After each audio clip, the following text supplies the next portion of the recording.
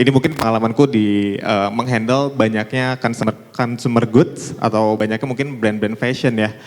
Rata-rata memang salah satu kekurangannya dari para business owner gitu ya pada saat itu adalah dari sisi melakukan perhitungan. Oke, gue punya budget segini, gue harus balik atau kita biasanya nyebutnya dengan return of investment ya, atau return of ROAS. Mungkin teman-teman juga udah familiar, yang dimana kadang-kadang angka return on investment-nya ini itu tidak sesuai dengan profit yang ingin kita dapatkan. Nah itu juga mungkin harus hati-hati teman-teman dari sebelah situnya.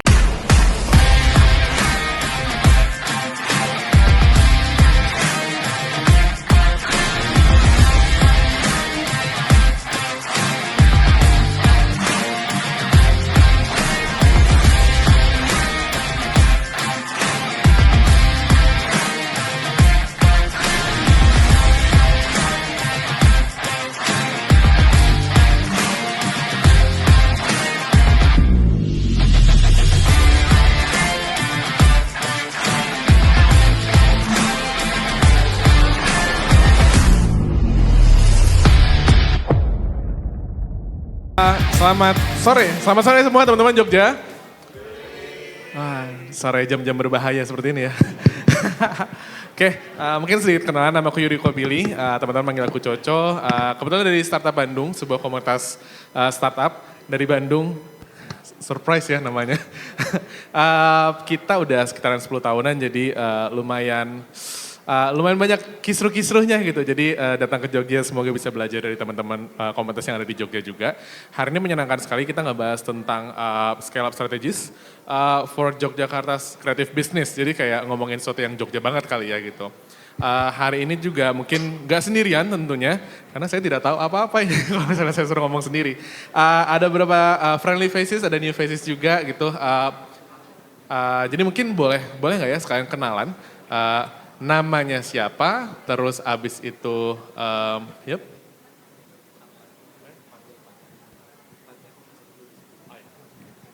boleh nggak? Mungkin dari namanya siapa, terus abis itu kerjanya di mana ngapain, sama since ini yang datang-datang masih yang pendatang Jogja nih gitu ya, masih dari Jakarta, Bandung, Semarang gitu kan? Iya kan Jakarta ya? Oh ya, asumsi sekali tadi barusan. Boleh nggak sekalian cerita mungkin namanya siapa, dari mana, sama pas denger Jogja, mikirnya apa sih gitu? Boleh nggak dari Kak Cynthia dulu kali ya? Tes, ya. Hai semuanya, semoga masih ada energi nih udah akhir-akhir acara ya. Kita harus lebih semangat nih. Nah mungkin perkenalan dulu, nama aku Cynthia, jadi dari Jakarta, currently di Pijar Foundation, managing lebih ke innovation program dan juga venture building dan juga investmentnya kita gitu. Nah background aku sendiri sebenarnya udah macam-macam ya, dari startup founder, dari operator juga, venture capital, sampai akhirnya sekarang di Pijar Foundation. Nah kalau ke Jogja yang keinget apa, jujur aja nih agak duniawi banget, cuman aku pikirannya gudegnya gudeg Sagan lagi, gimana dong makanan manis ya. Iya. Oke, nanti kita kenalan lagi sama cerita-cerita, ada Oke, kita juga mau, ini nih tadi ada kayaknya kursi masih 01, boleh gak kita kasih tepuk tangan yang hangat buat Mas Garin?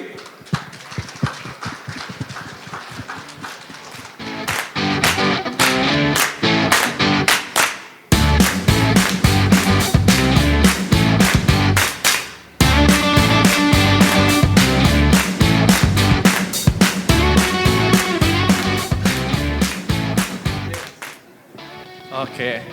Tadi kita masih kenalan nih Mas Garin. Tadi Kak Cynthia dari Pijar Foundation, terus kalau inget Jogja katanya gudeg gitu. Kita geser dulu kali ya.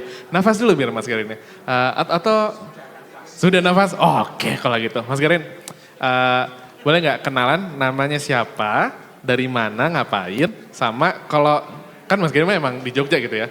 Tapi kalau misalnya yang paling Jogja dari Jogja itu apa sih? Boleh nggak cerita ke kita? Ya, nama saya Garin Nugroho Rianto ya. Jadi kalau Garin itu orang Sumatera itu penjaga masjid. Jadi karena menjaga belum tentu sembahyang karena harus jaga masjid. Jadi kalau lahir di zaman Soekarno kan, 6 Juni gitu. Jadi memang ada penjaga masjidnya, ada garengnya. Karena di waktu kecil dipanggil gareng, jadi tugasnya cuma menjaga kesatria. Kalau nonton wayang orang, Itu Punokawan selalu jaga kesatria sampai ke tujuan. Dengan olok-olok, nasihat dan sebagainya. Jadi kalau dengan saya akan sampai tujuan dengan olok-olok dan sebagainya. Nah, gitu. Dan kalau di Jogja saya lahir di Beji, tempat gali, tempat bajingan-bajingan preman zaman dulu. Biasanya orang lahir dari preman, sifat premannya ada di dalam diri saya. Oh. Gitu. Jadi lahir di Beji, dan kalau di Jogja ya, kalau orang zaman dulu yang Jogja banget ya makanannya. Pasti cuma gudeg, soto, bakmi, gudeg, soto, bakmi, gudeg, soto, bakmi, ya cuma itu terus tiap hari kan, nggak ada yang lain kan gitu. Kalau bakpia pun yang ngambil orang lain, orang Jogja jarang makan bakpia. Iya kan lagi. Gitu. Kira-kira gitulah ya. Jadi kalau pagi siang sore gudeg, soto, bakmi, gudeg, soto, bakmi. Cycle-nya gitu terus ya. Oke, sip, thank you Mas Garin. Mungkin geser lagi kali ya ke Mas Fadil nih dari Bandung. Boleh cerita Mas Fadil? Oke, selamat malam, selamat sore, agak skip ya, magel gelap soalnya. Selamat sore Bapak Ibu sekalian, teman-teman, kakak-kakak, adik-adik semua. Perkenalkan, aku Fadil dari Boleh Dicoba Digital sebenarnya. Backgroundku tuh selama 5 tahun lebih berada di agensinya fokusnya di bidang digital marketing, khususnya di performance marketing. Untuk saat ini, sekarang aku leaders di salah satu bisnis unit dari Boleh Dicoba Digital juga, namanya itu adalah Boleh Belajar. Yang mungkin membedakan antara Boleh Dicoba Digital dengan Boleh Belajar itu apa sih? Boleh Belajar itu sebenarnya kayak platform untuk kita belajar mengenai tentang digital marketing dan hal-hal digital lainnya. Jadi kurang lebih semacam kayak educational teknologi lah, atau kita biasa nyebutnya edtech. Kalau tadi yang paling berkesan ya Coy ya, dari Yogyakarta mungkin kalau dari saya lebih ke wisatanya mungkin ya. Ada pantai, ada gunung. Kalau di Bandung tuh semuanya gunung Coy ya, Iya gak sih. ada pantai sama sekali. Itu mungkin. Alright, thank you Mas Fadil. Let's go. Mas Adit. Oke, selamat sore semuanya. Perkenalkan nama aku Adit gitu. Kebetulan kalau untuk di acara ini kok aku mewakilin 2 entitas ya. Satu sebagai Impa Network, jadi kami sebuah kreatif ecosystem builder. Kami ada Creative Hub, jadi kalau teman-teman ke daerah Semarang, Solo, Banyumas, itu kita create yang namanya Heterospace gitu untuk coba mewadahi teman-teman di kreatif industri. Terus entitas satunya, kalau di sini mungkin tadi ada beberapa alumni dari programnya, jadi aku mewakili Diplomat Success Challenge, itu kita ekosistem kewirausahaan. Kita udah ada dari tahun 2009. Jadi insya Allah tahun ini akan masuk ke tahun ke-15-nya. Itu semacam kompetisi, tapi kita shifting jadi ekosistem. Jadi kalau teman-teman mau silakan, dan itu mendapatkan dana hibah. Gitu, untuk bisa scaling up bisnisnya teman-teman. Terus kalau tentang Jogja, ngangenin aja sih, karena ini tempat ayah gitu. Udah. Oke. Agak personal ya. Oke. Anyway, tadi sempat bilang kalau di SCX itu gimana caranya biar bisa bantu teman-teman pengusaha biar scaling gitu kan. Berarti kan kita kayak kalau ngomongin scale up strategis, kita ngomongin scalability gitu. Dari kacamata Adit nih, baik dari Impala ataupun dari SCX, definisi scalable itu yang gimana sih? Adit boleh cerita nggak? Definisi scalable, cek. Oke, mungkin aku bingung. Jadi temen, dia itu bisnisnya itu ini, Mas Garin, tandon. Oke, secara brand gak terkenal gitu. Secara person juga mungkin orang gak tahu ini orang sebenarnya bisnisnya apa gitu loh. Tapi ngelihat scalable-nya itu sangat menjanjikan gitu. Hampir setiap rumah dari pelosok Aceh sampai Papua ada ditemuin namanya tandon gitu. Setelah itu dia inovasi lagi. Dia bikin yang namanya jaket hujan untuk motor. Kalau teman-teman, aku nggak mau nyebut brandnya, sorry, tapi yang logonya penguin. Ya tahu sih kalau kayak gitu ya. Sama aja jadinya kalau gitu. Kan gambarnya penguin. Bisa aja gitu ya. Siapa tahu brandnya beda kan. Nah, tapi dari situ aku belajar gitu. Scaling up itu sangat diperlukan ketika produk yang kita bawa itu memang menjadi demand-nya masyarakat gitu. Bahwa ini needs-nya mereka akan dipakai dalam jangka waktu panjang gitu dan sederhana untuk menjawab sebuah masalah yang dibutuhkan masyarakat gitu. Jadi aku ngelihatnya tidak perlu terlalu jauh ngelihatnya, ketika itu bisa menjawab masalah dan dibutuhkan, itu bisa kita untuk bikin scale up-nya lah. Kurang lebih kayak gitu. Kalau dari bisnis modelnya juga ya tergantung ngikutin marketnya ada atau nggak berarti? Tergantung ngikutin market. Karena kan nggak ada salahnya kan, mau brandnya yang terkenal atau produknya terserah gitu. Aku punya 2 temen tadi yang tandon, satu yang map coklat yang biasa teman-teman pakai untuk kuliah, itu kan nggak ada yang tahu juga brandnya apa. Map coklat ada yang tahu nggak? Enggak sih jujur. Ya kan kita lupa gitu loh. Tapi itu sangat menjanjikan, prospeknya sangat bagus. Jadi menurutku ketika bisa menjawab, ya itu kuncinya untuk bisa scaling up. Oke, aku mau loncat ke Kasintia dulu kali ya. Masih sama pertanyaannya, definisi scalable. Tapi mungkin dari point of view impact juga kali ya. Soalnya kalau misalnya tadi kita cuma ngomongin bisnis, rasanya di mana-mana ada gitu. Tapi kalau kita ngomongin Jogja, kayaknya rasa tuh gede banget di Jogja kan. Jadi what if kalau ternyata impact juga bisa scalable dan ngedukung bisnis buat scalable. Tapi kalau misalnya dibikin lebih pendek, jadi scalability itu apa sih?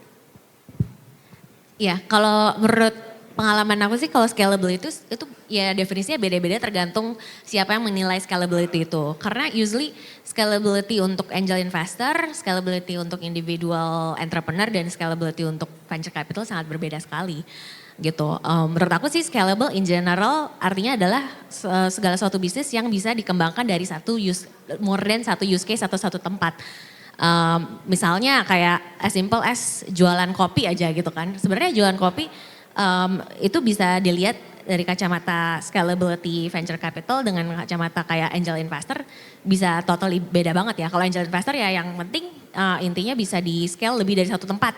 Nah itu udah jadinya scalable gitu. Tapi kalau venture capital kita looking at scalability lebih ke arah bisa gak sih bisnis ini dalam 5-10 tahun 10 kali lipat dan setiap tahunnya 2-3 kali lipat bertumbuh gitu kan dari sisi revenue. Dan di luar itu gimana caranya secara bisnis juga dari sisi efficiency gak cuma bertumbuh aja tapi secara bisnis bisa dapat unit economic of scale. Jadi makin lama OPEX-nya bisa makin rendah gitu. Jadi totally different sih kalau menurut aku dari kacamata investor yang berbeda ya gitu. Oke, aku mau coba ke Mas Garin deh. Kan Mas Garin selain sutradara juga nge-produce gitu kan. Ada kegiatan menginvestasikan gitu kan. Resource-nya untuk menjadikan sebuah film jadi gitu atau karya yang lain. Mungkin dari dua sisi Mas, dari si pencipta karyanya sama penginvest karyanya. Kapan sih akhirnya milih, gue invest nih, bagus nih, cuan nih gitu. Oke, tapi sebetulnya kalau tadi ada jabatan ya, jabatan saya itu pensiunan. Jadi Jogja Asia Film Festival saya udah pensiun. Aduh. Diriin Jogja Academy, sekolah Jogja Film Academy sudah pensiun. Kangen dong kita FFI 3 tahun sudah pensiun, saya mengundurkan diri memang. Ya. Jadi banyak sekali yang saya dirikan sekarang sudah pensiun dan sekarang membantu Gajah Mada dengan kreatif hub baru yang besar tuh. Memang gelanggang inovasi dan kreativitas. Ini tugas baru setelah pensiun yang banyak. Tapi begini memang, ketika kita ngomong scalable itu kita harus tahu betul produk ataupun event apa yang kita bangun. Jadi misalkan apakah itu bersifat warisan budaya, produknya, ataukah itu produk populer, budaya populer, ada budaya yang warisan budaya, dan adakah apa yang disebut produk yang disebut dengan budaya alternatif. Scalable-nya tiga ini punya status dan peran yang beda-beda. Misalnya yang alternatif lah. Kalau Anda membangun alternatif, misalnya seperti saya sekarang membuat film bisu Setan Jawa yang baru nanti 10 Mei di Esplanade ya. Membikin film bisu dengan iringan gaber modus operandi, waduh kan, dengan musik gamelan Bali ataupun yang kemarin dengan orkestra di berbagai negara yang berbeda, jadi performa gitu. Ini kan produk alternatif dari warisan budaya, ya kan? Untuk menjadi scalable maka produk itu harus punya satu, apa yang disebut daya transformasi, menjadi produk-produk yang bisa bertumbuh besar. Kemudian punya daya keunggulan pada kualitas dan apa yang disebut cara-cara memecahkan masalah pasar dan hubungannya dengan penonton. Dan yang ketiga sebetulnya kalau kita mau betul dia membentuk ekosistem baru. Ekosistem termasuk support system yang baru. Jadi misalkan lah kalau saya membuat bahkan event kan, Jogja Asia Film Festival. Sekarang itu yang mau ikut Asia Market nanti tahun depan, bahkan kemarin itu dari mulai Cannes sampai seluruh OTT ikut ya kan. Dari Busan ikut dan sebagainya gitu. Nah, pada waktu dibikin kita harus melihat beberapa aspek yang menjadi support system dari produk atau event itu. Misalkan Anda festival di Jogja atau bikin produk di Jakarta lah, beda dengan di Jogja. Di Jogja dihitung modal sosialnya, modal ekonominya seberapa, modal jejaring, modal kulturalnya, modal edukasinya gitu. Kalau di Jogja modal ekonomi tidak harus terlalu tinggi, tapi di Jakarta harus tinggi. Maka ketika modal ekonomi di Jakarta tinggi, maka skema bisnisnya menjadi berbeda. Ekonomi gitu. Tetapi saya yakin betul dengan di Jogja saya bisa membangkitkan industri atas dasar modal sosial yang menjadi modal kultural, modal jaring yang prototipe ini kalau dibangun terus-menerus betul nanti dampaknya dana-dana itu akan datang. Prototipe menghasilkan mitra. Tapi perlu waktu cara kerjanya.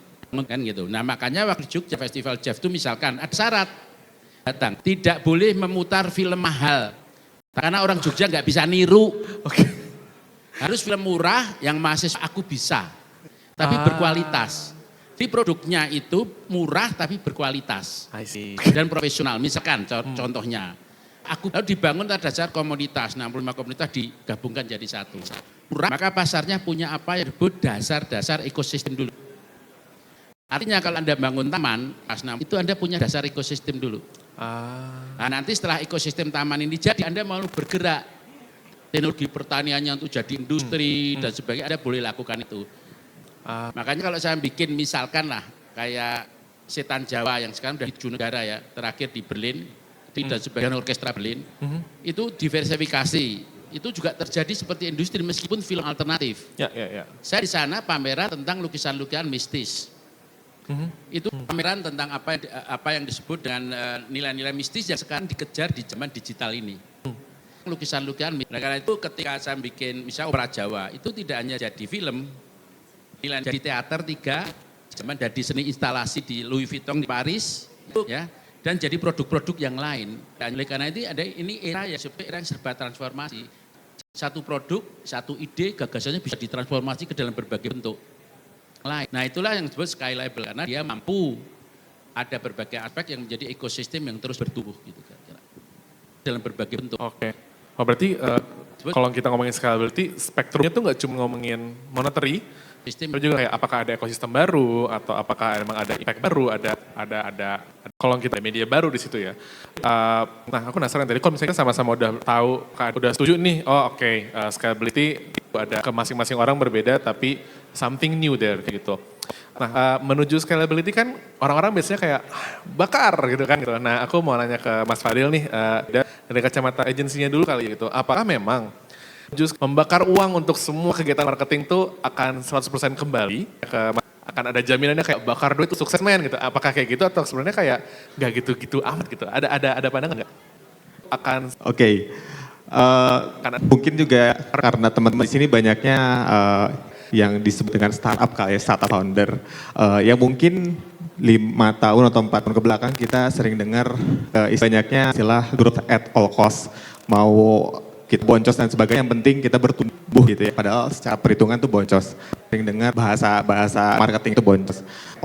Sebenarnya untuk saat ini dan dari kacamata saya di dunia digital marketing, yang terpenting pada saat kita memutuskan untuk mau melakukan scale up itu adalah digital data driven decision, teman-teman. Yang terpenting itu adalah decision kita untuk melakukan scale up ini. Pada saat kita melakukan scale up kan kita hanya menambah budget marketing aja ya. Pasti ada penambahan dari sisi operasional yang dimana mungkin kita butuh penambahan dari sisi talent, atau mungkin kita butuh agensi, atau mungkin kita butuh freelance dan sebagainya. Pasti ada keputusan-keputusan seperti itu. Yang dimana keputusan tersebut memang harus diputuskan berdasarkan data driven. Mungkin kita butuh, kalau misalkan kita melihat bahwa ternyata demand kita itu lebih besar daripada yang kita kira, ya itu mungkin secara marketing bisa kita scale up. Misalkan kita cuman balik lagi, yang mungkin selain budget marketing dan sebagainya yang harus dipertimbangkan, yang harus kita pertimbangkan lagi adalah scale up, yang namanya kesiapan dari sisi operasional. Ini mungkin pengalamanku di menghandle banyaknya consumer goods atau banyaknya mungkin brand-brand fashion ya. Rata-rata memang salah satu kekurangannya dari banyak para business owner gitu ya pada saat itu adalah dari sisi melakukan perhitungan. Oke, gue punya budget segini, gue harus balik atau kita biasanya nyebutnya dengan return of investment ya, atau return of ROAS. Budget mungkin teman-teman itu juga udah familiar, yang dimana atau kadang-kadang angka return on investment-nya ini itu tidak sesuai dengan profit yang ingin kita dapatkan. Nah itu juga mungkin harus hati-hati teman-teman dari sebelah situnya. Itu mungkin cukup dari kacamata digital marketing ya. Sip, kalau misalnya dari, berarti kan nggak cuman Hati-hati. pas kita akhirnya ngelakuin, oke, kita akan scale up, kita coba jor-joran, harus lihat kesiapannya juga gitu. Sip, kalau misalnya, nah ngomongin siap kan berarti ngomongin spektrumnya banyak lagi nih, kayak definisi siap apa sih gitu kan nggak tahu. Cuman kalau misalnya dari, aku mau balik lagi ke Adit kali ya, siap dari sekian peserta DSCX yang ikutan gitu kan, terus habis itu mereka ngomong kayak gue siap banget sukses nih gitu. Siap banget nih langsung bisnisnya melebar, meledak segala macam. Tapi lu ngelihat karakteristik, oh ini siap nih, oh ini enggak nih, apakah dari foundernya, apakah dari bisnis modelnya itu ada pendapat nggak Dit? Karakteristik Mungkin kebetulan kan bisnis model. nasi kulit juga ya, ada Mas Heder kan tadi ya. Sadar mana Mas Itu Eda? kan alumni program DSC ya. Sorry ya Heder ya, aku sebutin ya Heder. Kan jadi sebetulnya ada beberapa indikator saat melakukan assessment ya gitu. Ya, tapi kalau di kita gitu, kita beliefnya adalah bisnis itu bisa berjalan dan bisa terus berjalan, tetapi yang bisa banyak berubah itu adalah orangnya. Itu gitu. Jadi kita tidak melihat sebuah brand atau produknya, tapi sebetulnya siapa sih nih yang running ini. Makanya salah satu indikatornya kalau di tidak melihat DSC itu kita punya 3 pilar, paham, piawai, persona. Oke. Dan 3P itu nggak ngelihat produknya, tapi personnya Oh bener juga. gitu. Karena kita banyak ngelihat lah persona holding yang udah gede, itu perusahaannya tetap jalan, orangnya berubah-berubah gitu. Saya tetap akan jalan. Tapi untuk ada di posisi top levelnya, ini pasti kita akan milih yang sesuai untuk bisa ngebawa perusahaan ini untuk terus growth gitu. Oke. Gitu. Jadi orangnya, dan yang kedua tadi aku setuju dengan Galih, data driven gitu. Kadang-kadang untuk teman-teman itu belum paham kapasitasnya itu udah nyampe mana. Kedua gitu, makanya kadang kan dilema ya, kadang dapat duit banyak, ini mau diapain ya? Tapi kalau nggak ada duit, mau ngapain ya? Nah, kadang-kadang tuh kita ada di posisi itu. Jadi kalau aku bilang ke timku terutama gitu, ya, kalian harus punya alat ukur yang bisa menentukan masing-masing orang di dalam timnya ini, peak performance-nya ini ada di tahap yang mana. Oke. Ketika mereka sudah ada di tahapan peaknya semua gitu, ayo baru kita bisa menggunakan uang inilah gitu untuk kita bisa bertransformasi ke depan gitu. Oke, menarik. Tapi kan tadi ada bilang kayak oke, orangnya itu harus bisa ngukur gitu. Sedangkan Gitu. data akan didapat kalau misalnya kita udah nyobain berapa lama gitu kan. Nggak mungkin kayak gue punya ide udah sebulan datanya bagus loh gitu. Maksudnya kayak come on kayak gitu kan. Nah aku mau coba nanya ke Mas Garing nih. Mas pengen throwback dong ke 1990. Pertama kali debut, terus barang lead aktornya juga Aji Mas Said ya waktu itu. Aku mau coba debut juga dia di situ kan dengan debut baru, debut sutradara, debut aktor baru. Kok pede gitu, kok ngerasa oh siap nih gue. Kan dulu tuh gak ada data driven nih kayak laku nih itu filmnya itu. Itu apa sih yang bikin oh gue siap nih waktu itu. Itu ada, boleh kasih insight gak Mas? Iya, kita harus membaca terms laku ya. Terms laku itu seakan-akan sesuatu yang sangat, Ada, boleh. misalkan lah, kemudian tergantung dari dampak pada ekonomi misalkan.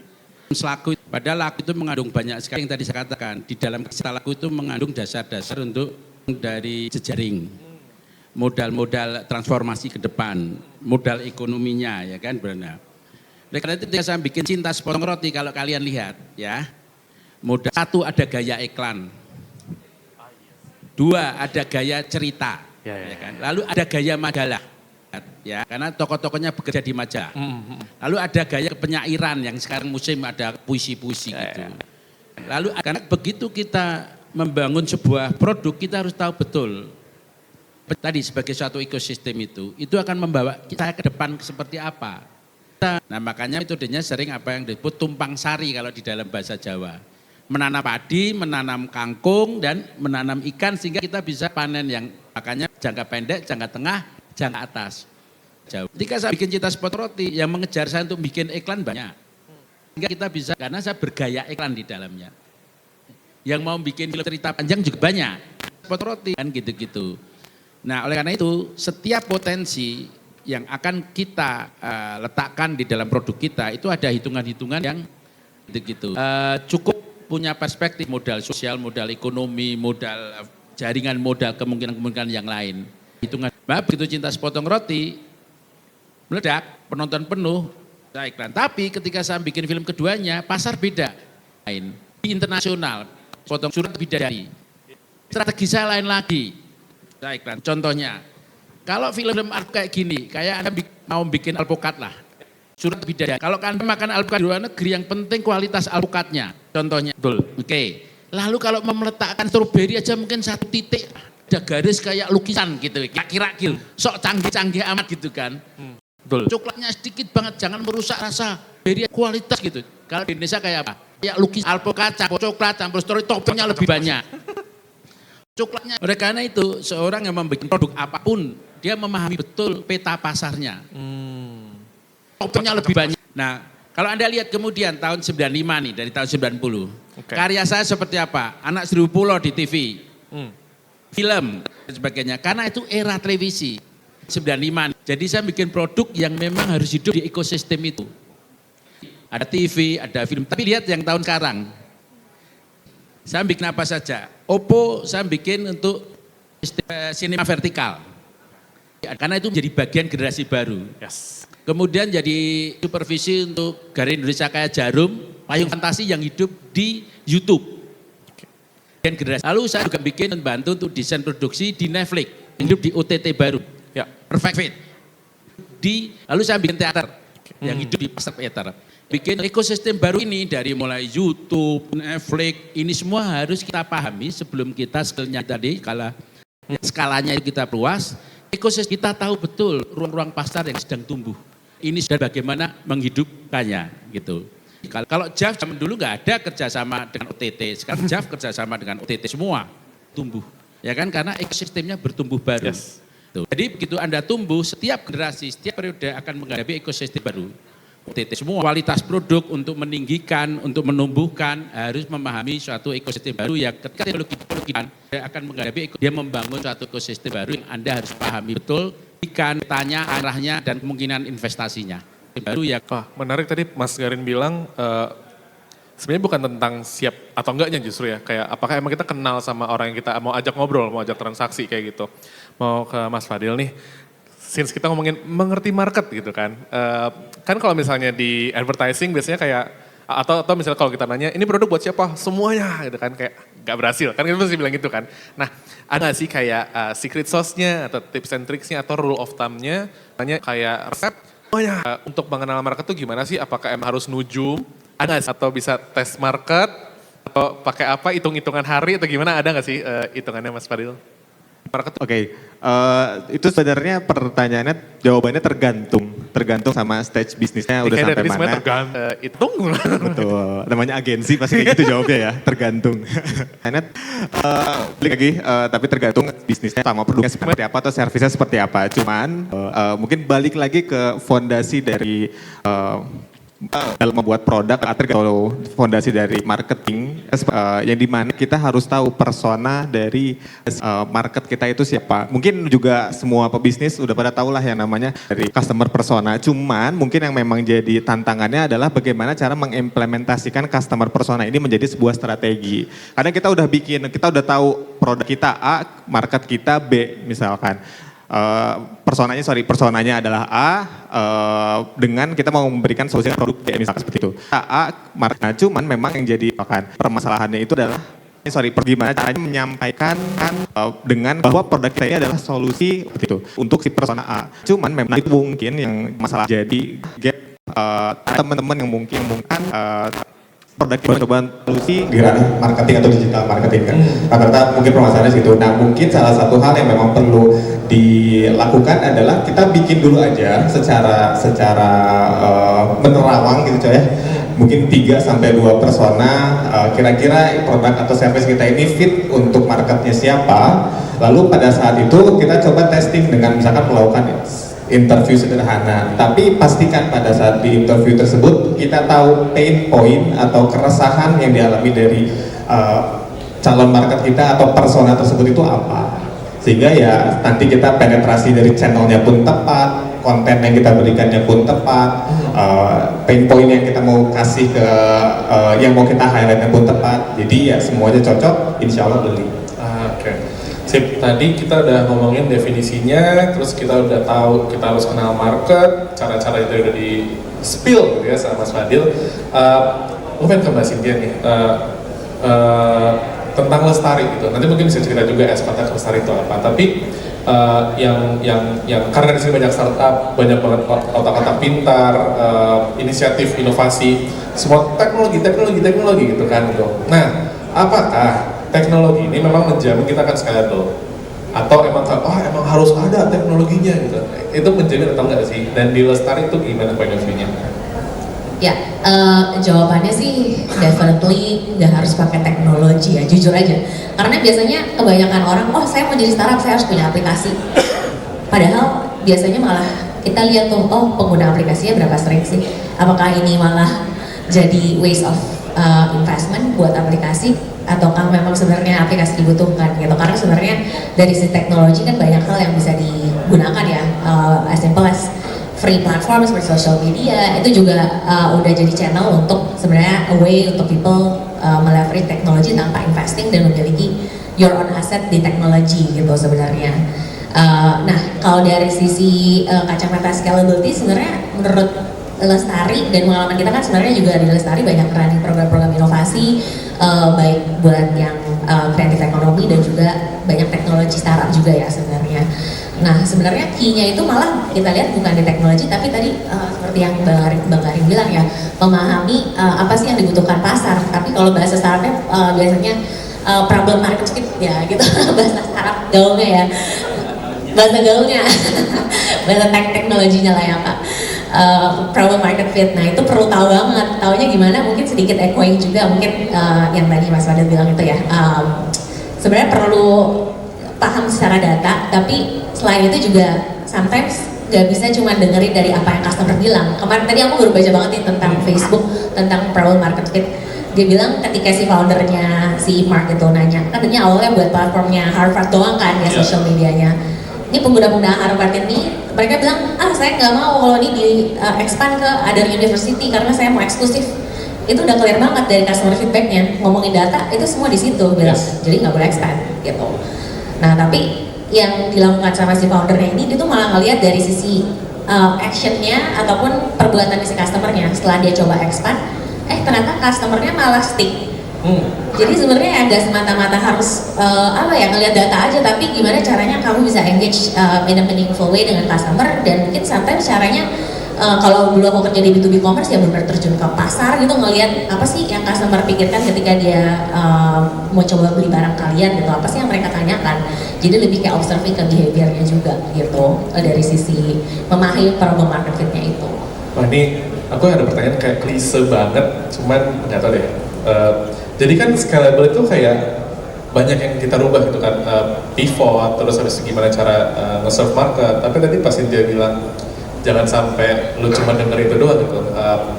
Kalau misalnya kita scalable kegedean dan akhirnya foundernya lose their self gitu. Jadi kayak udah nggak, misalnya Facebook jadi nggak Facebook lagi nih karena terlalu banyak dengerin misalnya kayak gitu. Itu kapan sih kita harus berhenti untuk ngikutin, berhenti untuk scaling, kayak ini tuh cukup gitu. Apalagi kalau misalnya kita ngomongin Jogja gitu ya, kan kayak sentimen dari itu Jogja banget buat aku gitu, rasanya nyaman kayak gitu. Nah aku penasaran, mungkin sama dari aku mau ke Mas Garin dulu dikit kayak talking about Jogja, karena judulnya scalability buat orang Jogja nih gitu kan. Kapan sih akhirnya, kalau kapan mulai kita udah tahu, kapan udah gitu, ada nggak sih? Ya yang pertama ada, kita misalnya dia berbicara tentang teknologi ya, itu ada kultur teknologi ya. Ya, termasuk bagaimana juga kultur menghadapi data, kultur bereaksi terhadap apa yang disebut dengan nilai-nilai marketing gitu. Saya sering diundang ke luar negeri bukan karena saya ahli teknologi digital, tapi karena pinter narasi.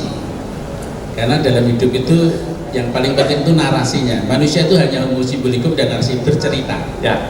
Saya kalau di luar negeri nggak pernah cerita data-data yang rumit, yang digital kayak apa, saya malah cerita orang Jogja di Gunung Merapi pada saat Gunung Merapi meletus. Oke. Itu ada radio-radio independen tuh di sana. Dan dia menyiarkan apa yang letusan Gunung Merapi, dan penduduk situ lebih senang mendengarkan itu daripada BMG, daripada data. Ya. Padahal yang disebut radio cuma kayak gini, terlihat bunga api menyala menjadi bunga-bunga meletus di atas, hilang lenyap tinggal titik-titik saja. Lalu lagi meledak lagi kan, bunyi keras sekali, mencar seperti gitu. Itu penduduk mendengarkan, ya, mengkonsumsi. Itu kan perilaku menanggapi. Saya tanya dong, Pak, kenapa enggak cari aja data resmi pemerintah, ya kan? Loh Mas, data suka salah-salah. Waduh, mending saya pakai ini. Kalau dia sudah nggak siaran tanda bahaya itu, ya kan? Agak tepi jurang ya. Ada lagu-lagunya malah bisa curhat tiap malam sama mereka. Kalau curhatnya kan macam-macam. Kalau jam 12 malam, bapak saya itu kalau saya malam kesepian, pacar saya ditinggal, bisa curhat. Itu institusi pemerintah yang menyiarkan data nggak bisa dicurhati, salah-salah contoh. Jadi kita menghadapi sebuah kultur konsumen yang misalnya di Jogja sangat berbeda. Misalkan gini, kenapa sekarang film-film box office selalu ingin premier di Jogja Asia Film Festival? Bukan karena saya mendirikan, tapi membaca data itu juga tidak membaca data berbasis teknologi yang kita bangun, tapi setiap orang punya teknologi yang dibangun oleh dirinya sendiri. Ketika teknologi ada di tangan mereka, maka orang Jogja itu yang asli Jogja sedikit. Di kelas diisi Jogja, itu yang asli Jogja paling hanya 5% kok. Yang lainnya dari seluruh Indonesia. Artinya apa? Kalau mereka menonton film, suatu film yang terkenal, mereka akan telepon di daerah juga. Mereka akan telepon teman-temannya di Malang, di ini. Maka sebetulnya ada yang disebut dengan perluasan-perluasan jejaring yang dibangun dengan cara-cara bahwa seluruh individu itu adalah pelaku dari marketing kita. Nah itu contoh di Jogja kayak gitu itu. Maka oke, orang Jogja banyaknya bukan orang Jogja asli. Kita tahu perilaku itu. Lalu ada kultur teknologi yang berbeda juga. Lalu ada kultur narasi di Jogja itu suruh makanan narasi kok.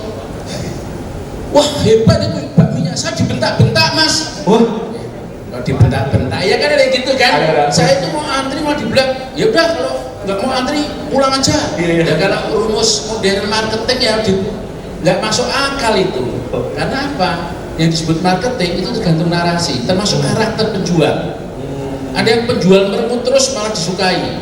Padahal kalau di dalam rumus modern kan penjual raja gitu ya. Di Solo itu ada yang duduk gitu. Pak, saya jangan istirahat. Nanti kalau nggak mau ya udah, kata aku ya kan gitu. Malah kalau di Jogja kita antri ya. Ini perilaku Jogja nih. Pak, berapa lagi? Mas, besok aja. Ini masih 15. Pak, besok aja masih 15. Tidak masuk akal dalam rumus. Dan besok kita datang tetap. Gitu. Nah, contohnya adalah bahwa ada yang disebut kultur konsumerisme yang bertumbuh dengan cara-cara yang berbeda di setiap wilayah, ya, setiap budaya, dan cara-cara menarasikan dan memarketingkan produk-produk yang di setiap budaya juga berbeda sekali, dan cara-cara menanggapi data dan sebagainya. Jadi kalau misalkan kebanyakan problem kita adalah problem pada bagaimana mengolah data. Data dianggap tidak sesuatu yang punya daya hidup. Data itu sebetulnya punya daya hidup. Kalau kamu bilang sama saya, ini diunggah, misalnya nih, saya ada bikin film melodrama. Melodrama bintangnya itu siapa? Nicholas Saputra. Laki-laki ganteng dan ceweknya cantik semua. Ariel Tatum, Gisela, ya kan, Happy Salma, pokoknya 9 cewek yang mungkin berjodoh sama Nicholas Saputra, saya nggak tahu juga kan gitu. Tapi kata Nicholas Saputra, satu aja bikin pusing cewek mau 9, katanya gitu ya. Tapi dari lagu itu tiba-tiba ada orang menunggu, Mas bikin lagu yang kayak gini ini, lagu ini ungguhannya banyak banget. Itu kan data, misalnya segini nilai 80. Katanya data itu hidup dari apa? Peristiwa sosial budaya apa di masyarakat. Nah, yang sering tidak dibaca di sosial budayanya ini. Orang hanya oke, saya ikuti gitu. Padahal ternyata lagu itu muncul ketika, maaf aja, putranya Ridwan dari Bandung itu meninggal, ada lagu yang populer. Lalu lagu itu harus diterapkan di dalam sebuah produk lain yang tempat tumbuh Produk itu sangat berbeda sosial ekonomi, ini contoh. Oleh karena itu kalau mau memahami Jogja juga harus memahami. Bahkan kalau saya tahu kalau pertemuan di Jogja terlambat setengah jam, saya juga tahu.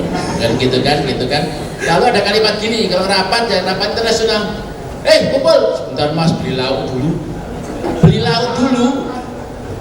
Ya lalu malah ada yang gini. Tak tempelengin loh, kalau beli lauk, tak beli lauknya, malah ada yang gini. Mas, ini loh mas, ini tetangga, ini si Stripah, ini ada yang meninggal, Mas Garin ngerti lah ya, kan gitu. Dalam suatu sistem organisasi modern, ya, lauk, ya kan, Stripah, ya, itu tetap menjadi bagian. Saya ulang itu tadi. Ini istri saya kalau nggak diberi lauk, nanti marah. Udah, nanti mau saya suruh beli lauk, biar ada saking keselnya saya gitu. Tetapi sistem organik ini juga menghidupi festival-festival besar. Ya misalnya Arjok, Jav, itu gitu-gitu dramatik karena kita harus tahu lauk, tahu ini gitu kan. Dan itu sebenarnya bagian di Bali beda. Di Bali upacara. Pamit upacara, kamu nggak ngasih juga timbul masalah dalam manajemen, ini contoh ya. Jadi sebetulnya suatu produk baik daya hidupnya, perluasannya juga sangat tergantung kultur, tapi kultur itu juga tidak statis. Dia juga mengadopsi cara-cara modern yang harus dalam hubungan yang sangat global kayak festival-festival di Jogja antara organik dan kemampuan baru dalam dimensi manajemen selalu menjadi satu.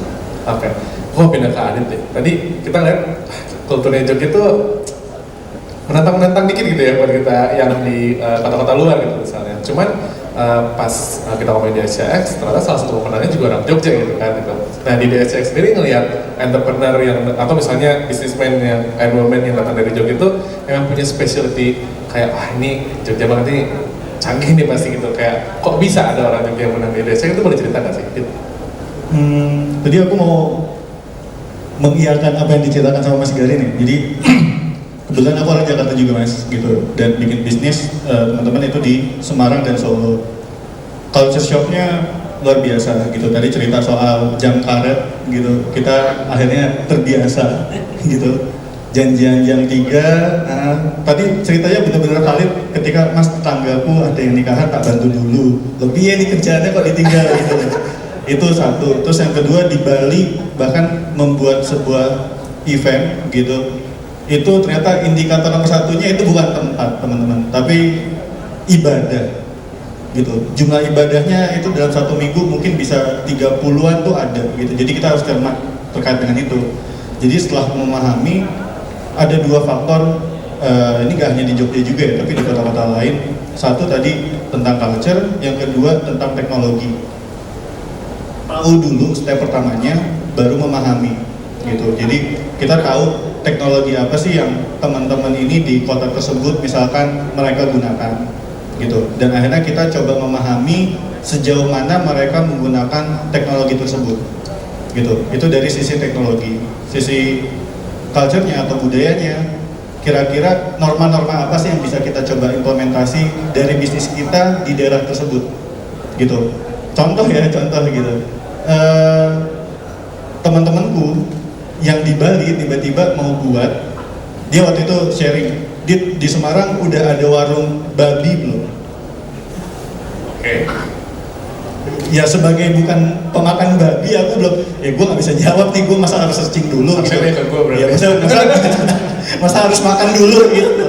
Tapi waktu itu dia nanya, ada nggak? Kayaknya sih ada, tapi nggak dipublish gitu, karena mayoritas di sana bukan agamanya, bukan itulah makan babi gitu.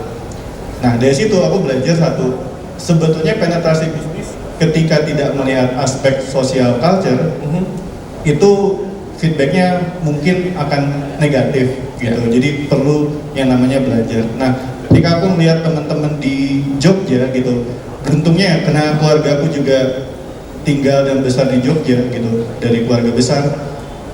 Jogja ini dipenuhi oleh orang-orang yang secara cultural ini dari pelosok seluruh Indonesia gitu, bahkan dari mancanegara itu juga ada di Jogja gitu. Ketimbang kalau misalkan aku sekarang di Semarang ataupun jauh-jauh deh, nggak usah Semarang, Banyumas ya. Yang kadang-kadang aku kesana minim gitu loh. Mostly itu orang Jawa Tengah yang dekat-dekat Cilacap, orangnya ngapak semua. gitu. Jadi nggak punya pemahaman, oh ternyata ada orang Jawa Barat misalkan, oh ada orang Sumatera, ada orang dari Kalimantan dan lain-lain. Nah di Jogja beruntungnya itu, jadi ketika membuat sebuah bisnis, mereka mencoba menjawab apa sih yang diinginkan oleh segelintir orang-orang ini, perwakilan dari masing-masing daerahnya gitu. Makanya ketika melihat salah satu bisnis di Jogja dan alhamdulillah dia berhasil lah di DSC gitu. Karena ini kalau ngomongin scaling up, dia tidak hanya di Jogja. Dia bisa diduplikasi di daerah-daerah lain. Nah beruntungnya Jogja sih itu teman-teman. I see.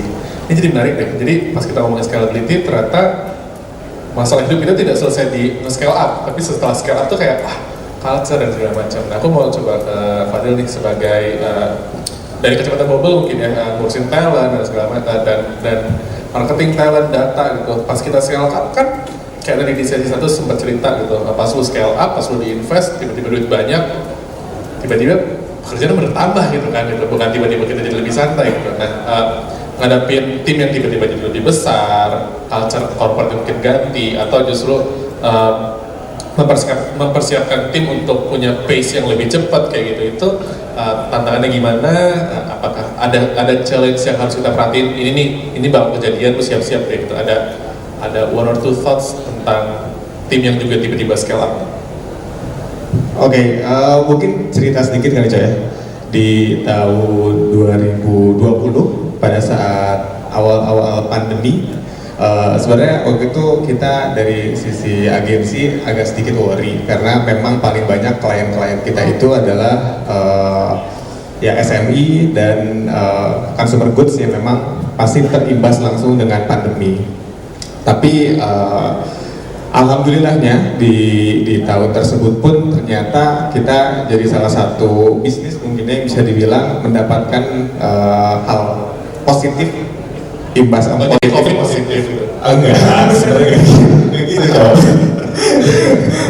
Betul-betul mendapatkan berkahnya lah ya, berkahnya dari pandemi yang dimana awalnya mungkin kita jumlah secara numbers klien di 20-30 tiba-tiba bisa jadi menambah 10 kalinya gitu di tahun yang sama. Karena memang balik lagi itu perubahan shifting dari offline, orang-orang mau pindah ke online, itu sedikit. Nah, otomatis dengan adanya penambahan jumlah klien dari sisi kami di internal pun harus menambah jumlah dari sisi orang. Dan dimana pada saat itu memang kita agak sedikit, mungkin kalau cerita buruknya ya, agak sedikit kebakaran nih bahkan dari internal.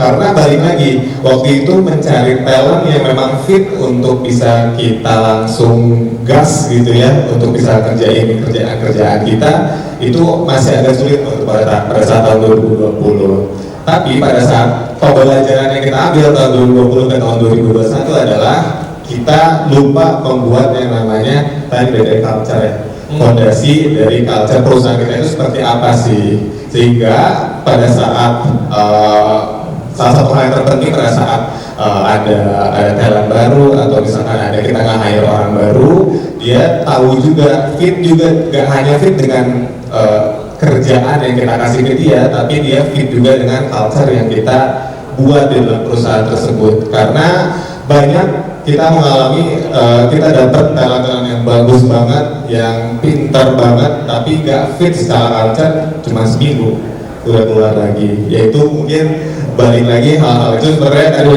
itu penting banget buat kita bikin di awal, meskipun pada saat ini teman-teman atau saya pribadi belum nge-hire orang lagi, tapi itu cocok banget kalau misalkan dari sekarang kita udah ngebayangin, oh kalau misalkan kita punya 10 orang staff, kira-kira culture seperti apa yang akan kita buat dalam perusahaan tersebut. Ada mungkin perusahaan yang sangat kaku banget dengan SOP, ada yang perusahaan lain sempat ngobrol sama salah satu perusahaan di Yogyakarta namanya DNVB, kalau teman-teman tahu, itu foundersnya unik banget, anak-anak lagi serius-serius banget, tiba-tiba ordernya datang, ngapain sih serius-serius banget? Bilang kayak kartu, jadi kayak gitu, ada perusahaan kayak gitu. Dan betul lagi teman-teman, culture kayak gitu memang harus dibikin dari awal sebelum memang kita menuju ke skala tadi.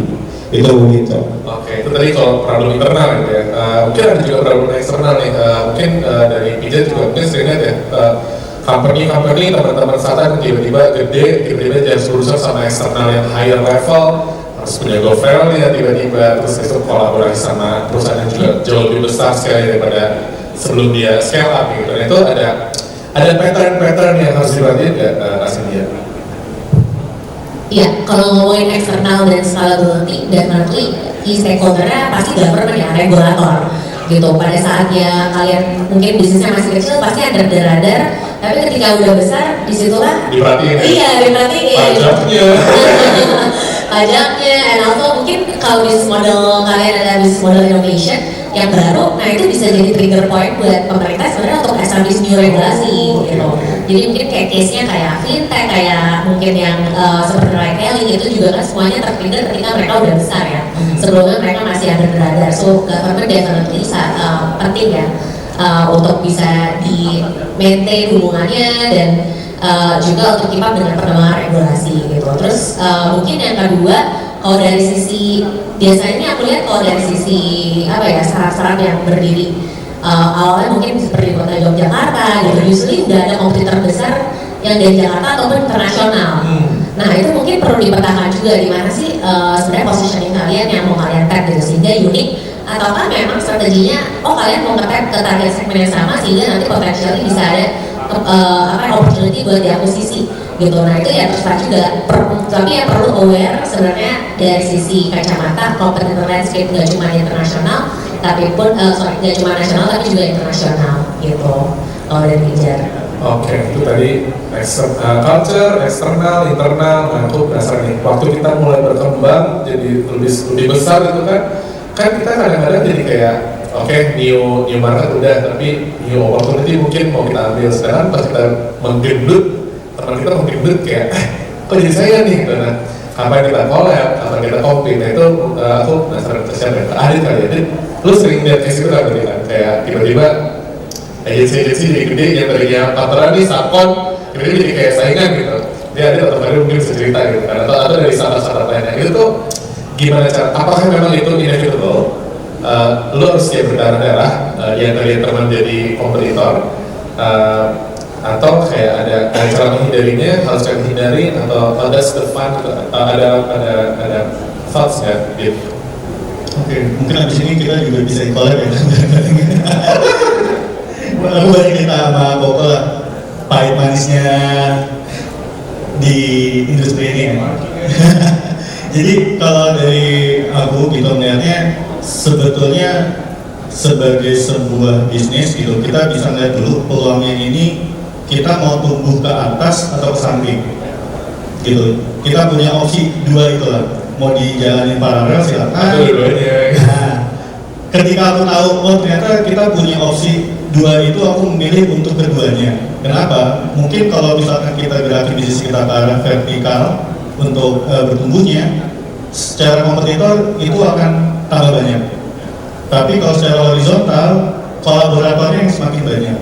Gitu. Dua opsi itu yang coba aku terapkan ke dalam bisnis gue ya. Tapi momennya saat apa sih kita melihat ini sebagai partner, atau satu sisi ini mungkin sebagai kompetitor gitu loh. Ya ini mumpung momennya pas ya, melihat pendewasaan ketika politik gitu, yang dulunya kawan jadi lawan gitu, kan banyak kayak gitu. Aku mencoba menerapkan itu ke bisnisku, gitu.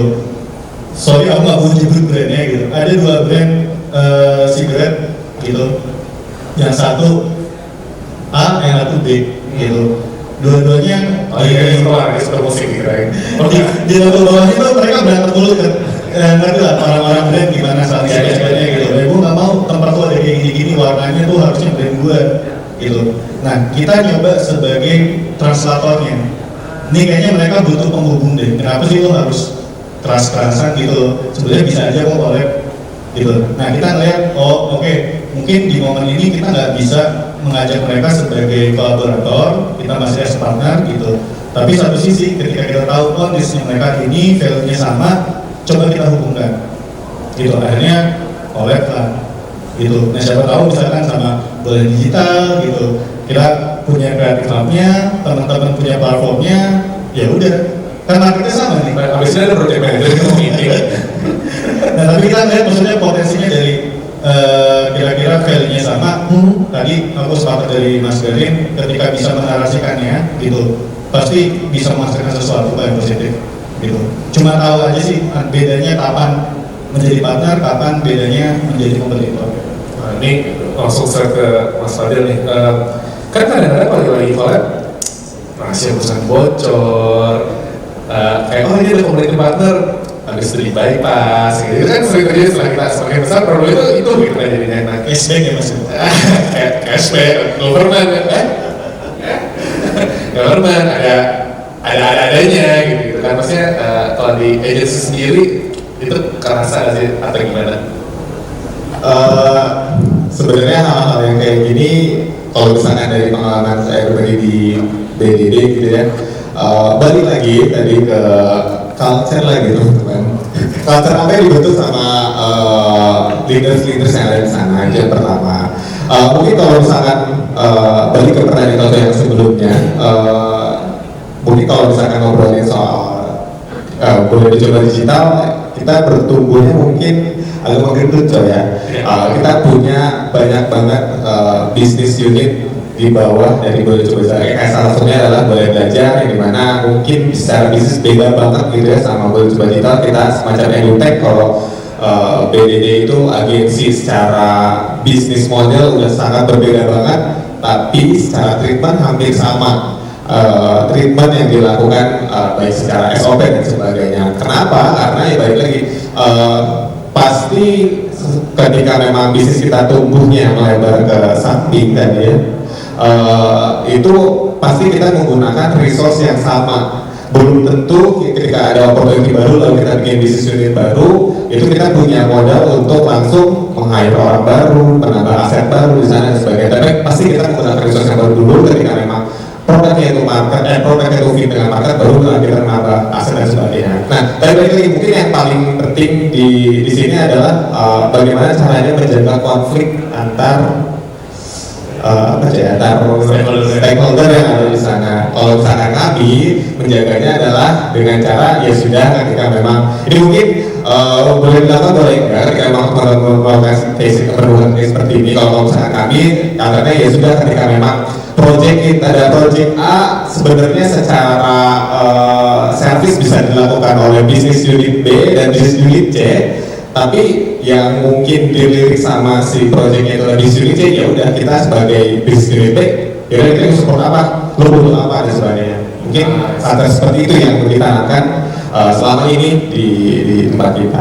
Oke, makin banyak orang, makin banyak konflik, makin banyak kolaborator juga ada potensial konflik di sana. Aku nanya ke Mas Gary nih, Indonesia gitu kan, Jogja dengan culture gak enakannya ini kan, kalau konflik kayak ya udah nggak apa-apa gitu. Nah cuman as business entrepreneur kan kadang-kadang kita harus tough gitu, harus oh nggak bisa nih jatah gue ini kerjaan kita harus kayak gini. Datang harus on time kalau kantor, tapi kapan sih akhirnya harus let go, harus chill, tapi kapan harus ininya ngeliat itunya boleh kasih kita point of view lah Mas Garin, kapan akhirnya harus tegas, kapan kayak ya udah. Ya sebetulnya kan kalau kita ngomong ke strategi budaya kan kadang-kadang wah itu terlalu besar. Karena strategi budaya kan cuma cara berpikir, berpindah, dan bereaksi. Berpikir, berpindah, dan bereaksi. Oke. Dan setiap periode itu kita menghadapi hal itu setiap periode zaman. Termasuk kalau kita membangun suatu perusahaan atau membangun sebuah produk, itu selalu ditandangi cara berpikir, bertindak, dan bereaksi di periode itu atau di saat itu. Gitu. Kultur itu selalu apa yang disebut bertumbuh, dia tidak pernah mati. Maka kultur itu yang disebut manajemen kultur itu akan menjadi prioritas ke depan. Jadi manajemen kultur akan menjadi prioritas ke depan karena dia mampu membaca perilaku, cara kerja, cara berpikir, bertindak dari unsur-unsur yang mendukung dia ataupun dari konsumennya yang dituju itu. Oleh karena itu tidak perlu khawatir ya bahwa kemudian unsur-unsur semacam itu tidak jadi produktif. Karena apa? Lama-lama yang dibuat waktu itu kan sebetulnya dulu kalau waktu kerja gitu kan jam segini, sekarang kan mulai ngomong gini nih, kuno gitu ya. Jadi selalu penemuan teknologi tidak bisa menjawab kebutuhan manusia. Jadi kalau dulu TV pasif, ada game protes. keras nih, padahal udah interaktif. Ada digital protes lagi kan gitu, karena dampak kemanusiaannya nggak bisa kita ukur. Oleh karena itu sebetulnya cara yang terbaik adalah bahwa apa yang disebut wilayah-wilayah kultur cara berpikir dari suatu kebudayaan ini memang akan mengalami perkawinan terus-menerus dengan perubahan zaman. Dan itu pasti akan terjadi di mana-mana. Dan ketika waktu tidak dihitung, Anda lihat kerja sama orang Jogja. Ada staf saya yang paling penting itu yang jemput anak. Siang jemput anak, lalu dia memutuskan waktu sendiri menyelamatkan hidup istilahnya gitu ya. Jemput anak, nanti jam 3 kerja lagi, tetapi outputnya besar sekali. Karena sebenarnya waktu kerja, apalagi di dunia sekarang ya, dengan dunia baru, media baru ini, waktu kerja itu dikelola oleh individu-individu outputnya. Tapi individu itu hidup dalam suatu sistem cara berbeda dari perusahaan itu kan gitu. Oleh karena itu ketika saya bekerja dengan cara itu, saya memahami betul produktivitas outputnya apa dan sebagainya dari setiap individu. Karena sebenarnya tidak perlu lagi ada waktu kerja di zaman media baru ini. Bahkan kalau saya katakan di zaman itu, selama media baru tidak jadi gaya hidup tapi daya hidup. Problem kita kan media baru itu jadi gaya hidup. Startup, buka di mana-mana startup. Kalau kerja di startup itu sudah akan mampu menjadi miliuner gitu, ya kan? Dan menjadi bagian dari anak muda sekarang. Belum tentu ekonominya lebih baik sama yang jualan bebek, ternak bebek. Karena apa? Teknologi hanya jadi gaya hidup, tidak jadi daya hidup. Nah, oleh karena itu kultur teknologi itu akan bertemu dengan sistem apa yang tadi ya, sistem-sistem yang harus dari satu wilayah-wilayah budaya dan akan terus diadaptasi ke depan dengan cara-cara mereka sendiri. Saya sudah sangat terbiasa dengan cara-cara individu, dia punya jadwal masing-masing, yaitu tadi kerja ya jam 8, malah lebih pagi karena dia ngantar anak. Jadi kalau ngantar anak kan jam 7, dia jam 8 udah di kantor, yang lain jam 9 misalnya. Nanti jam 11 jemput anak dulu, pulang lagi, tapi outputnya paling tinggi. Nah itulah karena itu pada dunia digital nomad ini, digital nomad kan itu kan nomaden itu kan bawa kantong isi beras, isi kitab ya kan, isi pedang. Kalau saya sekarang digital nomad, perusahaan saya tutup semua. Dulu iklannya Gudang Garam, Kompas, semua iklan Gudang Garam juga gede, ingat-ingat iklannya Mitsubishi Kuda, tak tutup, saya jadi digital nomad. Di dalam digital ini ada perpustakaan, ya kan, ada strategi kerja, ada tempat workshop di handphone saya, ada tempat gosip, ada tempat macam-macam gitu kan. Nah, karena itu sebetulnya pada dunia nanti, dunia yang disebut ruang dan waktu itu ada dunia ruang waktu digital. Dunia ruang waktu digital, dunia kapan saja, siapa saja, apa saja bisa dilakukan. Tergantung apakah itu daya hidup atau gaya hidup. Kalau gaya hidup ya paling 3 jam itu gosip, ya kan, 20 menit kerja sudah cepat lelah, itu gaya hidup itu. Tapi kalau daya hidup, saya lari ya, saya ada ide, saya berhenti pasti, saya keluarkan handphone, saya masukin idenya, lari lagi. Tiap detik saya bisa bekerja di perahu yang sedang goncang, di Papua dan ini dengan handphone. Ada ini gambar bagus komposisi atau apa, saya potret, masukin ke perpustakaan. Tiap detik handphone saya ada digital nomad untuk perpustakaan, workshop, membangun ide, dan menumbuhkan jaringan. Kira-kira itu. Jadi pada dunia yang baru ini, apa yang disebut manajemen mengalami perubahan-perubahan besar yang harus kita antisipasi. Tapi yang tadi ada, menurut saya anak-anak muda sekarang banyak jenius daya hidupnya, tapi ada generasi yang gaya hidup aja, akhirnya jadi songong. Songong itu hanya duplikasi dari konsep-konsep, ya kan, ngomongnya jargonnya bagus, tapi dia nggak ngerti daya hidup. Dia hanya ngerti ini sebagai gaya hidup. Nah, generasi songong kalau dia menjadi di pemerintahan itu berbahaya, karena dia sekedar memerintah tanpa tahu daya hidupnya. Jadi mari kita lihat bahwa kita mengalami suatu dunia yang baru dan sekarang sudah terjadi diet teknologi. Era diet teknologi akan terjadi, atau era jenuh teknologi. Era diet dan jenuh teknologi itu harus dihadapi dengan cara-cara yang misalnya kayak saya, diet teknologi ini di London gitu. Mereka lebih suka nonton teater live, saya bikin pertunjukan teater. Karena sudah terjadi, dia itu sudah enak lah sama teknologi baru yang serba visual itu, contohnya. Maka di London pertunjukan yang langsung live itu menjadi orang selalu di dalam rumah saja tidak mungkin, kebudayaan di luar rumah itu gede. Jadi selalu di dalam perkembangan ada nilai universal dan ada nilai-nilai baru. Yang universal itu ya tadi kebudayaan dalam rumah ada, kebudayaan keluar rumah juga ada. Jadi ketika ada teknologi lalu kita euforia, manajemen baru kita kira, ya kita tidak perlu keluar rumah, di dalam rumah kita bisa. Ya tidak mungkin, manusia adalah manusia rumah dan manusia luar rumah. Dan setiap perkembangan zaman luar rumah itu berbeda-beda. Itu kira-kira, jadi sekali lagi bahwa manajemen kultur, teknologi, dan ekosistem baru ini selalu harus kita baca sebagai suatu peta baru. Misalnya saya dulu iklan gede-gedean, tapi iklan itu yang gede-gedean, saya dulu kalau iklan bisa gaji sehari 50-75 juta buat anggaran tahun 95. Tapi saya juga tahu peta begitu ada teknologi baru yang kecil itu merosot jumlahnya, itu yang besar hanya kira-kira 10%. Maka saya harus berpindah ke tempat lain. Contohnya ya, kalau contoh daya hidup misalnya gini, saya bikin iklan ingat-ingat atau bikin iklan dilihat di Rapati Terawang Bank Indonesia di era itu ada data, oh sasarannya kelas menengah bawah. Data itu harus punya daya hidup, maka saya riset ke lapangan merasakan, oh data untuk uang palsu itu ternyata di wilayah-wilayah yang lampunya gelap-gelap di daerah pasar ini. Saya datangi pasar-pasar itu, saya dengarkan percakapan mereka. Misalnya judi sambil ngomong I am sorry ketika menang, maka dulu ada kata I am sorry di iklan saya.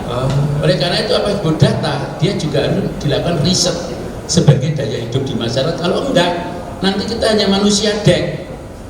Manusia dek itu kalau presentasi bagus, pelaksananya bingung. Karena yang digambarkan kalau pakai AI kan sudah bukan gambarnya diri sendiri. Pakai makeup, makeupnya orang luar, film saya orang lokal semua. Oleh karena itu hal-hal itu perkembangan zaman harusnya diikuti dengan cara strategi budaya yang tetap punya daya hidup di dalam kehidupan kita. Nice. Habis ini katanya PKC mau bikin workshop memberikan daya hidup ke data ya katanya. Kayaknya satu SKS sendiri tuh.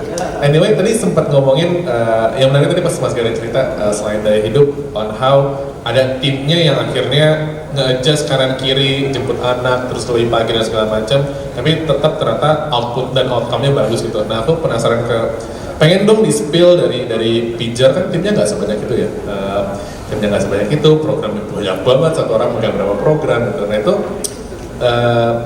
dengan tim yang tetap lean, project-nya itu tetap scale. Nah itu apakah emang didoping vitamin semua, atau emang ada gimana tuh caranya? Kok bisa scale walaupun tetap lean? Kerjanya 24/7, apa? Enggak deh, bercanda. Gimana ya? Ya tadi sih sebenarnya mulai dari inputnya kita perhatiin dulu ketika kita hiring. Sebenarnya kita selalu optimize gak cuma dari experience dan performance, tapi sebenarnya mau dikasih dua kandidat nih pilihannya, oh satu sebenarnya culture-nya fit banget dan dia punya positive attitude, tapi yang satu performance-nya perlu dikembangkan, tapi yang satu sebenarnya nggak cocok culture-nya dan juga ada kita nggak baik. Kita selalu optimize untuk culture gitu, dimana mereka bisa kita shape buat punya visionnya sama gitu sama organisasi kita. Sebenarnya apa yang kita mau dari culture organisasi kita apa sih? Apakah kita mau meritokrasi ataukah kita mau berbasis keluargaan? Nah itu menurut aku sangat penting, harus dijaga di awal gitu. Berbasis keluargaan takut. Iya. Keluarga kan kayak yaudah yang penting semua happy ya gitu. Semua bahaya itu. Nah mungkin dari inputnya udah kita jaga, tapi selain itu sebenarnya relate juga sama scalability sih yang tadi aku sebenarnya belum sempat mention gitu. Setiap kali kita ada additional project, tentu aja kan kita sebenarnya pie dari waktu kehidupan kita terbagi semakin banyak ya gitu. Nah makanya gimana pertanyaannya ketika kita scale itu satu orang productivity-nya tadinya cuma 10, sekarang bisa keluar 20 gitu. Nah makanya kita selalu optimize sebenarnya dari sisi again teknologi dan proses ya, nggak semua harus teknologi, tapi proses gitu. Makanya kita setiap kali kita bikin programnya, oh ternyata programnya udah ada playbooknya nih. Nah itu kita jadikan suatu pakem sehingga ketika kita ngerunning sebuah program tinggal copy paste aja dan kita ubah sesuai dengan konteks, sehingga akhirnya tadi yang tadinya output satu orang 10 jadi bisa 20. Jadi contoh-contohnya di mana kita bikin mungkin bukan selalu bentuknya SOP, tapi bentuknya bisa proses standarisasi, bisa juga dalam bentuknya tools, dalam bentuk teknologi gitu kan. Misalnya kalau untuk di bidang sales gimana caranya supaya effort kita ketika kita mau coba mencari customer baru semakin berkurang gitu kan. Ya udah kita setup sebuah sales process yang dimana si salesperson kita tuh nggak perlu bekerja, yaitu bisa aja dari inbound channel, website kita dibagusin, SEO kita bagusin, sosial media dibagusin dan lain-lain. Kita setup partnership, gimana caranya kita bisa berkembang tanpa mengembangkan internal employee, kayak melalui agent, melalui kita pakai sales agent gitu kan, pakai commission basis misalnya, bisa juga pakai referral dan lain-lain. Gitu sih biasanya kita yang coba kita optimize. Jadi kayak sesuatu yang bisa kita leverage supaya meningkatkan productivity organisasi, baik proses, tools, teknologi. Oke. Aku jadi penasaran ke Fadil deh. Dil, klien boleh dicoba dijelaskan kan sebenarnya lumayan banyak kayak gitu kan, banyak yang SME juga gitu. While kalau misalnya kita lihat orang pakai agency kalau misalnya ada corporate, tapi ternyata kan beberapa pakai juga. Nah, ada nggak sih patternnya kayak yang kayak lo pakai agency ini tuh ada patternnya nggak sih, Dil? Mungkin kalau misalkan kita coba asumsikan freelance sama agensi sama kali ya, maksudnya sama-sama outsource gitu. Alright. Sebenarnya kalau misalkan kapan kita butuh agensi atau kapan kita nge-build tim, balik lagi jawabannya tergantung.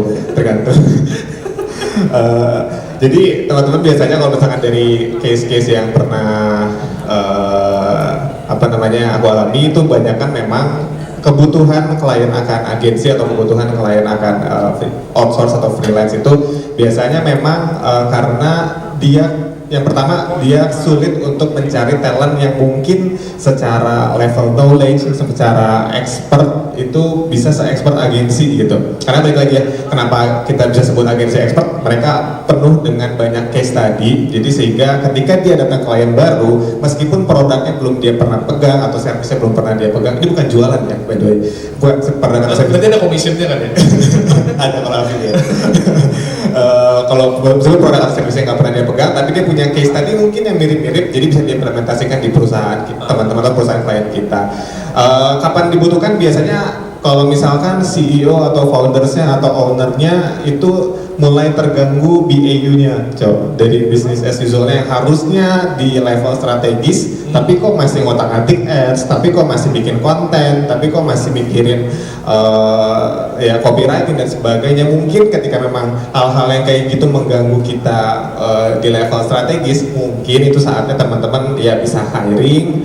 Ya hiring mungkin nanti PR-nya adalah gimana caranya kita nge-train dan sebagainya, atau ya menggunakan freelance atau menggunakan agensi. Itu mungkin salah satu yang case yang paling sering kita temuin. Oke. Tadi kan aku coba recap ya, tadi kalau ngomongin definisi scalability, tergantung kan, apanya nih yang dilihat, opportunity-nya, market-nya, ekosistemnya, impact-nya. Terus abis itu pas kita ngomongin siap atau nggak siap, berarti kita seberapa kenal kita sama perusahaan kita dan juga marketnya gitu. Tadi market bisa dari emang terjun juga kayak Mas Garin tadi atau dari A/B testing, dari data yang kita bisa dapat. Terus kalau misalnya udah scalable, ternyata tidak segampang itu gitu kan. Ada problem di internal, culture, ada eksternal dengan segala macam. Ada kolaborasi versus kompetitor juga kayak gitu kan. Jadi banyak banget tantangannya. Nah, kalau misalnya setelah semua udah dirangkum, dibalikin lagi ke personal, aku mau nanya ke Mas Adit nih. Jadi, kalau misalnya tadi udah banyak yang dibahas, checklist utama buat bilang, gue mau scalable, gue mau scalable dengan cara A, dan gue butuhnya investment. Investmentnya tuh ada network, ada ekosistem, ada uang. Checklistnya apa sih yang paling utama setelah semua dibahas? Menurut Adit, checklist paling holy grail, kan? Paling utama. Ini checklist yang nggak ada kalau misalnya gue mau scalable harus ada ininya. Itu apa sih?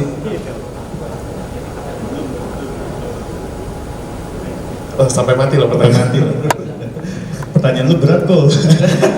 Kalau aku sendiri gitu, kebetulan kalau kami sebagai holding ya. Gitu, untuk sekarang dan beberapa tahun mendatang itu memang kita tidak menerima yang namanya investment gitu. Kita coba run dengan organik dan kita bisa sebesar apa gitu. Tapi satu sisi emang model bisnis yang kita lakukan adalah menginvest. Jadi kita coba dulu belajar metode investasi baik ke SMEs ataupun ke startup itu bentuknya seperti apa gitu, dan risknya juga dampaknya sebesar apa sih gitu. Kita lihat itu dulu, tapi kita belajar satu lihat kapasitas kita dulu gitu. Ini aku sering ngobrol sama teman-teman pemerintahan. Sorry kalau di sini ada teman-teman pemerintahan ya, sorry banget. Boleh katakan nggak? Biar kita suruh keluar dulu. Nggak Kan, bercanda. kan tempat kan kebetulan bisnis kan juga kolaborasi sama pemerintah kan. Ah, jadi Jadi aman. mencoba memahami lah, sama-sama memahami gitu. Ada satu sisi misalkan teman-teman mungkin sering dengar bahwa kredit usaha rakyat itu harus tersalurkan. Oke. Gitu. Anggaran tahun ini, let's say di angka 1 triliun, itu semua harus tersalurkan, terserap. Ya. Gitu. Padahal di satu sisi ketika melihat kapasitas dari bisnis entah mikro, kecil gitu. Bisnis aku kecil gitu loh. Misalkan anggaplah itu kapasitasnya belum nyampe untuk minjem. Gitu karena nilai bunganya kalau misalkan itu progresif itu gede banget. Kita kuat nggak? Gitu. Makanya mungkin teman-teman ada tahap bimbang ya, dilema kadang-kadang gitu. Satu sisi kita butuh uang, tadi balik lagi statement gue awal, nggak punya uang bingung, punya uang banyak juga bingung. Gitu. Jadi ngeliat dulu satu kapasitas kita sudah sejauh mana, apakah tepat untuk mengambil model bisnis yang seperti itu. Gitu. Yang kedua adalah apakah bisnis kita memang bisa diduplikasi secara scope ya, gitu. Itu bisa melebar secara wilayah, misalkan aku bisa penetrasi ke Jakarta dan lain-lain. Aku ada satu bisnis yang sekarang aku udah pasif gitu, shareholder tapi pasif, itu geraknya di grooming product gitu. Jadi punya barbershop, tapi balik lagi itu gara-gara keresahan, masa cowok nggak boleh kerimbat. Dulu Itu enak banget keribat asli. Enggak, dulu soalnya ngelihat teman-teman perempuan di 2010-an ya gitu, kayaknya nemenin pacar waktu itu kerimbat enak, manicure pedicure enak gitu. Tapi sebagai datang sendiri ke salon, wah nih gue takutnya disangka Saya jadi tempat berbahaya ya. Iya, akhirnya sama temen create barbershop gitu, dan alhamdulillah demand-nya sesuai saat itu di Jakarta. I see. Gitu. Terus yang kedua ngelihat, oh ternyata cowok tidak hanya butuh treatment tapi butuh produk yang untuk mendukung penampilannya. Oke. Bikinlah di hulunya kita beberapa produk grooming gitu, entah pomade, clay dan lain-lain gitu. Nah kita ngeliat kapasitas kita untuk scale up itu tergantung ini memang bener lagi dibutuhkan gitu. Dan apakah kalau teman-teman nanya, teman-temanku yang di Jogja sering nanya, Dit, barbershop lu kok kan kita udah dari 2014 di Jogja nggak ada gitu. Terus aku bilang, gue nggak mau, ngapain gue saingan sama Arfa. Oke. Gitu. Secara price kita beda, secara market kita beda. Kalau gue maksain untuk buka di Jogja, gitu, adanya gue tadi bakar duit yang sia-sia. Orang tahu brandnya, orang tahu produknya, tapi nggak make akhirnya. Ya. Jadi ngeliat lagi apakah bisa ke arah sana atau enggak. Dua itu. Sih berarti lihat ke diri sendiri sama apa namanya itu tadi apakah emang si skillnya bisa kita catch atau enggak gitu. Oke. Terakhir nih to make it short and to make it quick, mungkin boleh dari masing-masing speaker bisa share ke teman-teman cerita hidupnya, enggak bukan. Terakhir mungkin boleh nggak apa namanya ya closing statement lah buat teman-teman di sini yang udah siap banget nih buat Scrabble and meet the investor. Mungkin dari Mas Gary dulu dari ujung sana. Terakhir closing statement buat teman-teman. Iya, untuk teman-teman sebetulnya tergantung ya Anda. Ya sangat tergantung ya institusi Anda apa, siapa Anda, dan institusi itu mau dibawa kemana dengan tujuannya yang akan menghadapi suatu ekosistem yang berbeda di setiap periode zaman.